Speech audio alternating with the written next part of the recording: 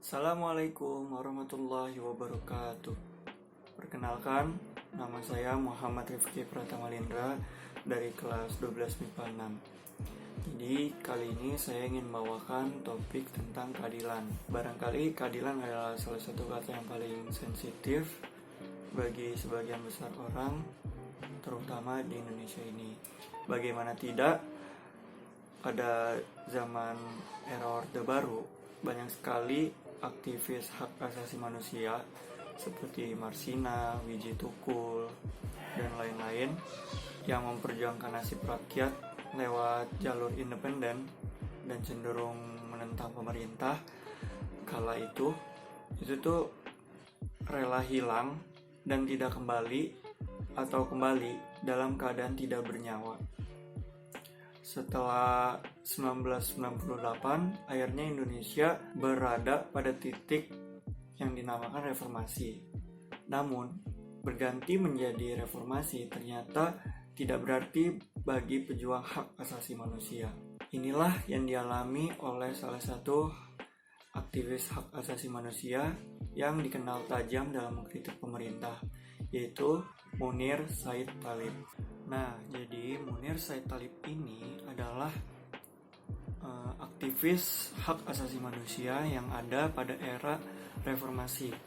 Kecintaannya terhadap ilmu hukum membuat Munir Said Thalib ini memutuskan untuk melanjutkan studinya ke Amsterdam dan melanjutkan kuliah pasca sarjananya di Universitas Utrecht, Belanda. Setelah pamit kepada teman-temannya, pesawat Garuda GA974 yang ditumpangi Munir pun lepas landas dari Jakarta pada tanggal 6 September 2004 pada pukul 9:55 malam waktu Indonesia bagian Barat. Namun, dalam perjalanan ini, Munir Said Thalib mengembuskan nafas terakhirnya di langit Rumania pada tanggal 7 September 2004. Atau 2 jam sebelum pesawat yang ditumpangi Munir ini mendarat di Bandara Schiphol, Amsterdam. Otoritas Belanda yang memeriksa jenazahnya kemudian menemukan kandungan arsenik di dalam tubuh Munir. Nah, pada tanggal 1 Desember 2005, Jaksa Penuntut Umum menetapkan Polikarpus Budihari Prianto sebagai tersangka atas pembunuhan Munir Said Thalib dan divonis 14 tahun penjara. Menurut saya, kasus pembunuhan Munir Said Thalib ini belum sepenuhnya terpecahkan karena masih banyak kejanggalan-kejanggalan yang ada di dalam kasus ini. Mulai dari dokumen yang diselidiki oleh tim pencari fakta itu hilang dan tidak memiliki alasan yang jelas, entah dokumennya itu hilang atau dihilangkan. Lalu, kasus pembunuhan Munir ini terlaksana pasti karena adanya dukungan dari pemerintah atau dari petinggi-petinggi pemerintah, karena kasus ini seperti ada yang ditutup-tutupi.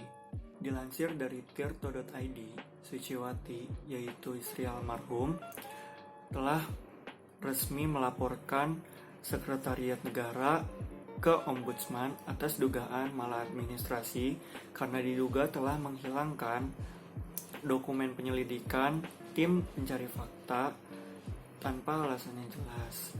Dokumen itu berisi penyelidikan selama 3-6 bulan setelah kematian Munir.